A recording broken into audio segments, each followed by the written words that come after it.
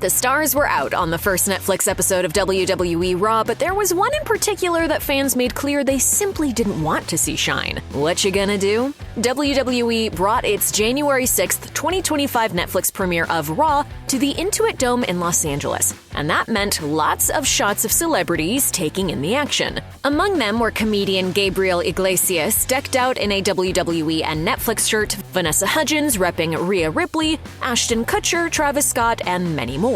Some of WWE's biggest part-time stars and legends made appearances too. After an opening speech from Triple H, The Rock came out to ask the crowd if they smelled what he's cooking. The Undertaker made a surprise appearance in his biker persona after Ripley's women's title win. John Cena declared himself for the Royal Rumble. And then there was the part of the show that didn't go as planned, Hulk Hogan's segment. About 2.5 hours into the 3-hour show, Hogan's theme music blared throughout the arena and he walked out with longtime manager Mouth of the South Jimmy Hart, who was carrying an American flag. After some initial mild cheers, boos quickly started to rain down on the Hulkster. You guys is stuck with me through thick and thin, dudes.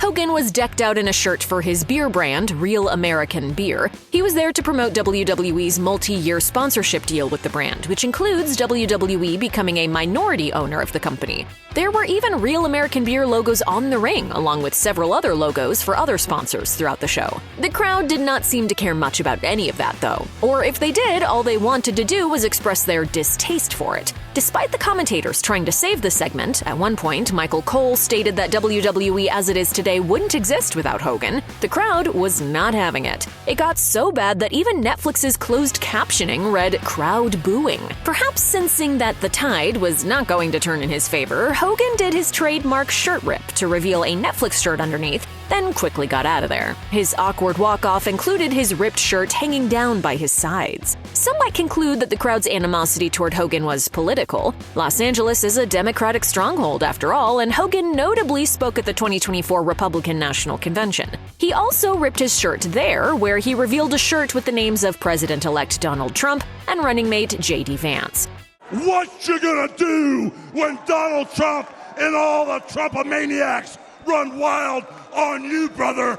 But The Undertaker is another vocal Trump supporter. Taker hosted the then-candidate on his podcast in October 2024 and heartily endorsed his candidacy. The crowd did nothing but cheer The Undertaker's appearance, so that can't be the only factor. Fan animosity toward Hogan isn't really anything new either. An even bigger crowd was similarly unkind to the Hulkster when he co-hosted WrestleMania 37 in Tampa in 2021.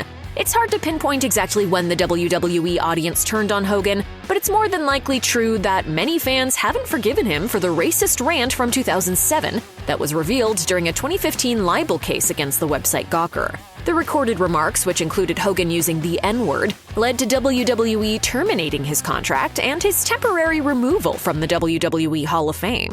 WWE eventually forgave the Hulkster after a lengthy apology tour, restoring him to the Hall of Fame in 2018, but many fans clearly haven't, and maybe they never will. It doesn't help that racism accusations keep popping up, with at least one revolving around Real American Beer. In July 2024, a social media influencer posted 2 TikToks accusing the company of firing her as a brand ambassador because she was black.